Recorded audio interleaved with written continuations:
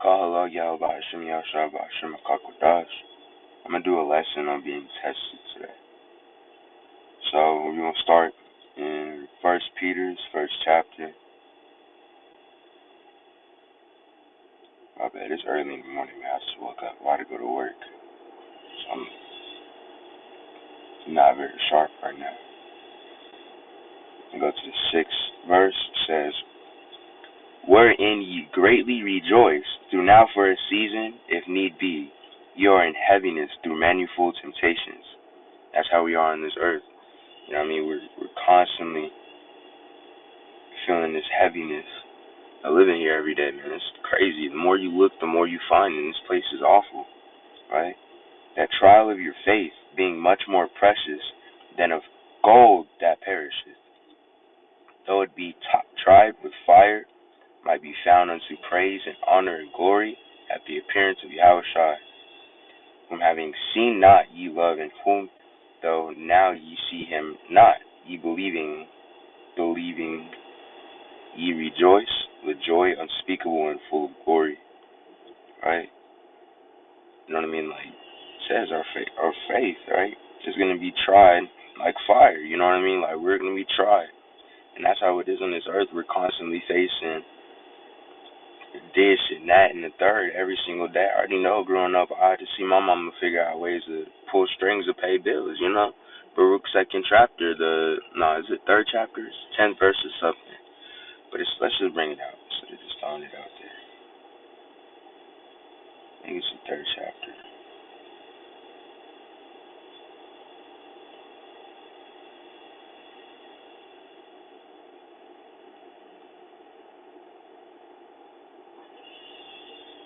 Hold on. I missed it. What? Okay. Behold, we are yet this day in our captivity, where thou hast scattered us for a reproach and a curse, and to be subject to payments according to all the iniquities of our fathers, which depart from the Lord our God of Israel. Right? We're subject to payments. And I ain't, always got to pay up something. There's always a price. You know what I mean? There ain't nothing free here, bro. There's nothing free. There's nothing there's always a price for something. Always. Right? We're going to bring out James 1 and 2. My brethren, count it all joy when ye fall into diverse temptations. Right? He says, count it as all joy. Like, be joyous when you fall into temptation. Wait a minute. Knowing this, that the trying of our faith worketh patience. Right? You're praying to the Lord and you ask for faith, understanding, and discipline. Right? You should be joyful when you receive a chastisement in a test, to therefore to strengthen that. You know what I mean? But ye patience have her perfect work, that ye may be perfect and entire, wanting nothing. If any of you lack wisdom, let him ask the Lord, how that giveth to all men liberally, and upbraideth not, that it shall be given. But let him ask in faith, nothing wavering, for that he waver like a wave of the sea driven with the wind and tossed. Right? We asking for the Lord for these things, for discipline. That's what I know. I ask a lot for: discipline, faith, fear, and understanding. Right? And these things, we ask the Lord, and the Lord will give it to us. Not in a sweet way, we'll receive something that it comes to something, right? It says, don't be joyful when you fall into those temptations, because that is the growth of your faith and spirit. Right? We're going to hit Corinthians 10 and 13. It says, there hath no temptation taken you, but such as in common to man. But Yahweh is faithful, who will not suffer you to be tempted above that you are able. Right? On this world, we're tempted a lot. A lot of brothers dealing with a lot of demons and a whole lot of rigmarole going on. But we will never be tested more than we're not able to handle. But the temptation also make a way to escape, that ye be able to bear it. Wherefore, my dearly beloved, flee from idolatry. I speak to wise men, judge ye what I say. This world is awful, and we're gonna be tested in every single way. We're gonna be facing idolatry. We're gonna be facing pretty much the worst of everything that you think is bad. You know what I mean? So, and honestly, flee from these things. Flee from sin. Flee from Trent, like these weirdos, bro. Like, I think this is what this one is too. But you know what I mean? Like, these people of this world are they're just awful, man. Right? They're awful. Right? Bringing out Hebrews 12 and 11. Now, no chastening for the present seemeth to be joyous. Right? When you're in the middle of getting chastened, right? When you're in the middle of being tested, ain't nothing sweet, but grievous. Nevertheless, afterward it yieldeth the peaceable fruit of righteousness unto them which are exercised thereby. Wherefore lift up the heads which hang down, and the feeble knees, and make straight paths for your feet, lest that which is lame be turned out of the way, but I let it rather be healed. Right?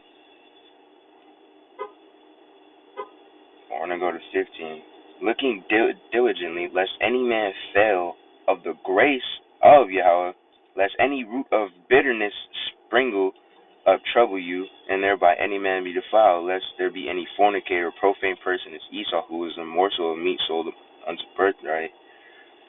For ye know that afterward, when he would have inherited the blessing, he was rejected. You don't want that. I don't want that. We are all hopeful elects. You know what I mean?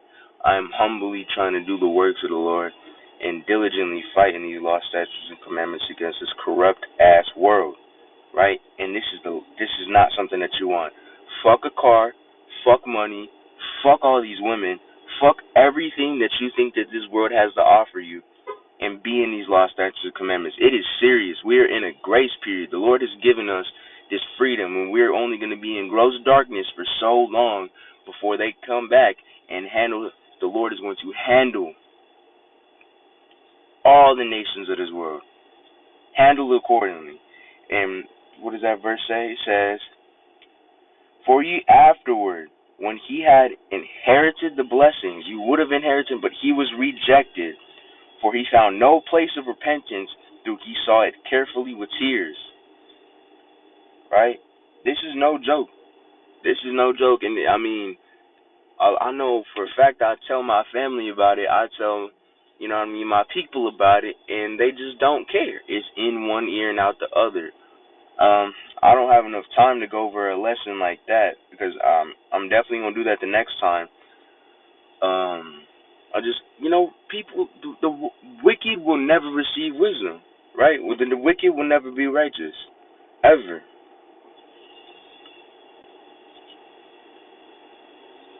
I'm very bad at spelling. Hold up. But like the thing is, these wicked people will never receive righteousness. That is something that is never going to happen for these people. What is it in Revelations 20, the 22nd chapter, 11th verse, right? You should know this one, right? He that is unjust, let him be unjust still, and he that is filthy, let him be filthy still, and he that is righteous, let him be righteous still, and that is holy, let him be holy still. You know what I mean? So a lot of these people ain't gonna get it, man. But we gotta fight diligently in these law, statutes, and commandments to make sure that we are serving the Lord with the respect and the fear and the love that He deserves. He is the great, powerful Most High. You went through many troubles. Yahushua, you went through many troubles for us to even be able to even anything. That's the extent of their power. Like, everything was created by the hands of them. So why in the fuck do we have people idolizing this world? If you got a job, go work your job. You want this car, what I mean, your old car starting to run down on you. You want this new, nice little dig that you got going on, get the car. But by no means idolize any of these things. You know what I mean? Women too. What was it? I believe First Ezra's. It's like the 6th chapter, man. This king had this woman smacking him around, taking his crown, and this sucker thought it was cool.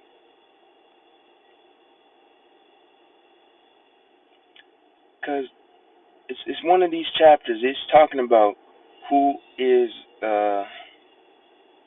here it is. It's talking about women here, man. It's talking about women here, right? I'm gonna start at 18. Ye, and if men have gathered together gold and silver or any other godly or goodly thing, do they not love a woman which is comely in favor and beauty? Right? Comparing women to fine metals and you know what I mean, silvers and all that stuff, right? And letting all those things do they not gape and even with open mouth fix their eyes fast upon her? Just absolutely gawking at these women, right? Because they're beautiful, you know? This world got a bunch of beautiful women on it. You know what I mean? The Lord made them beautiful. The Lord made everything. You know what I mean? There's some beautiful women, and I already know I'll be walking around sometimes, and I just be like, man, she's pretty, but at the same time, you got to think, does she have any substance in her? There's a lot of wicked women. King Solomon said, out of the 1,000 women he had, not one was righteous. Not one was cool. Not a single one. And that's in his time, when ninjas was getting stoned and stuff, right? So, think about in our time, where it is so much worse. Did you know the Brown University, you know what I mean, that one big ass school, done did like a survey, and they found that 40% of their student population was homosexual or bisexual. You know what I mean? And I mean, that's just the world. That's the world that we live in nowadays. So think about that and think about the percentage of women that are in that. There are thousands of women on this planet, millions, billions, and there are very few righteous ones, right? Don't be caught up in them. Being caught up in them will only write your death certificate. You might as well start typing up that obituary. And I ain't talking about of this world. You really finna die. Like, you really, really gonna die. If you think dying on this world bad and you scared of it, oh, you really gonna die once we hit that spirit world. It's gonna be real bad for you. It's gonna be real bad for you. Real bad. Continuing on. A man leaveth his own father that brought him up, and his own country, and cleaveth unto his wife. He sticketh not to spend his life with his wife, and remembereth neither father, nor mother, nor country, forgetting all that. But this also ye must know, that women have dominion over you. Do ye not labor and toil and give and bring all to woman? That's been like us forever. You know what I mean? Back in the day, it was hunting for women. Bring back the food back to the clan, you know what I mean? Everybody's cooking, having a nice little shindig.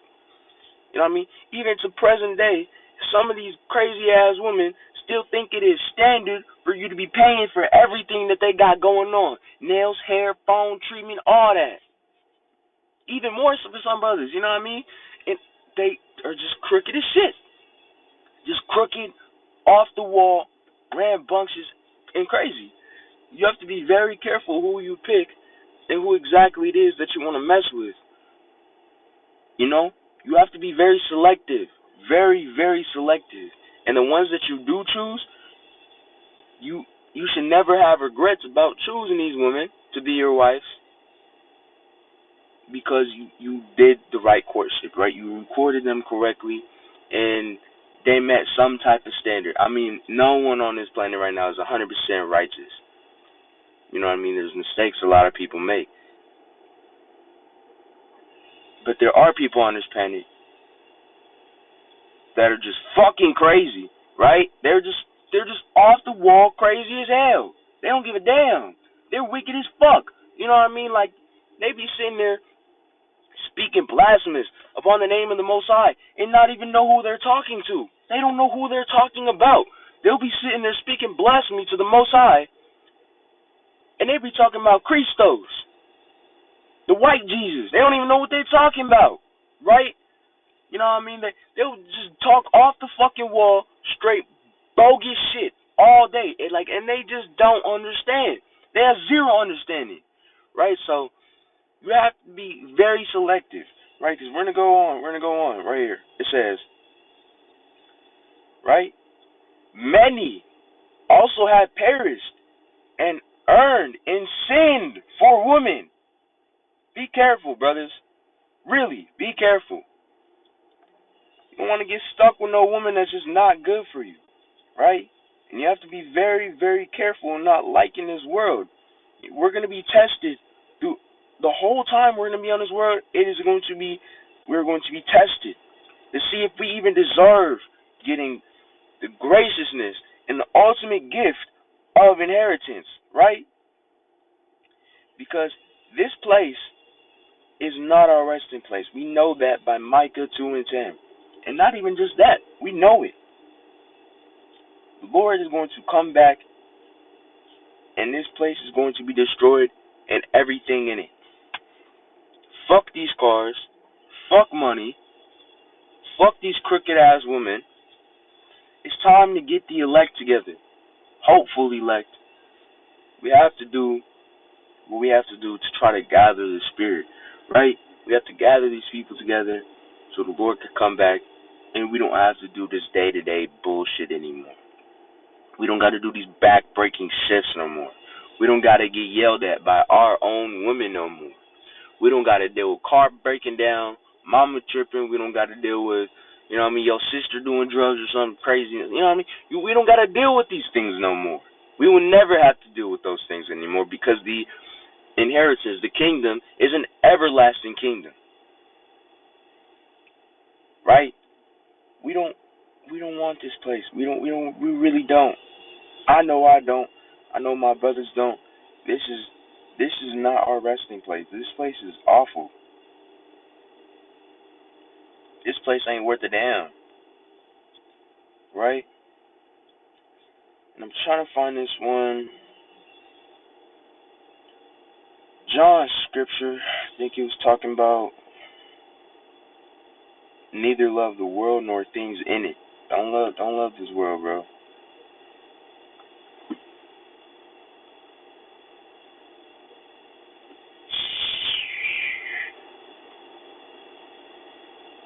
Man, this thing's tripping.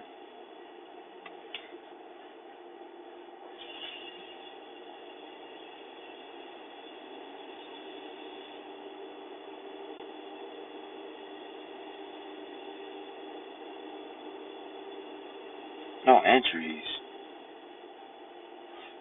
Oh, it's not that John. No, it's definitely First John that I saw it in. Maybe it's 2.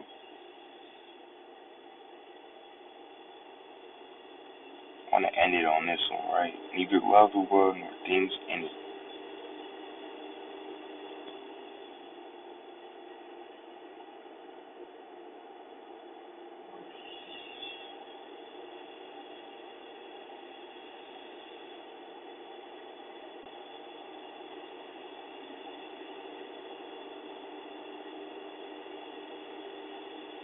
Oh,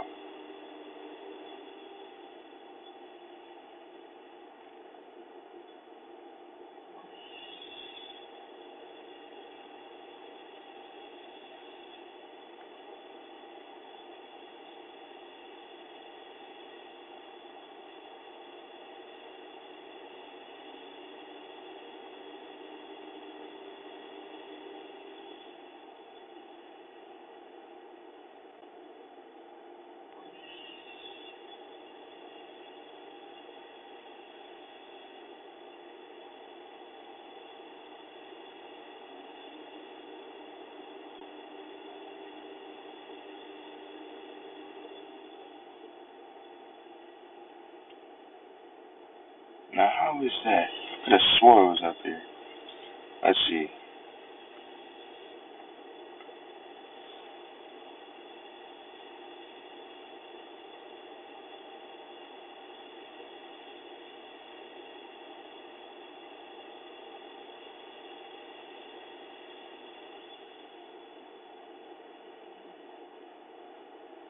2 and 15. Oh man, we done skipped right over it.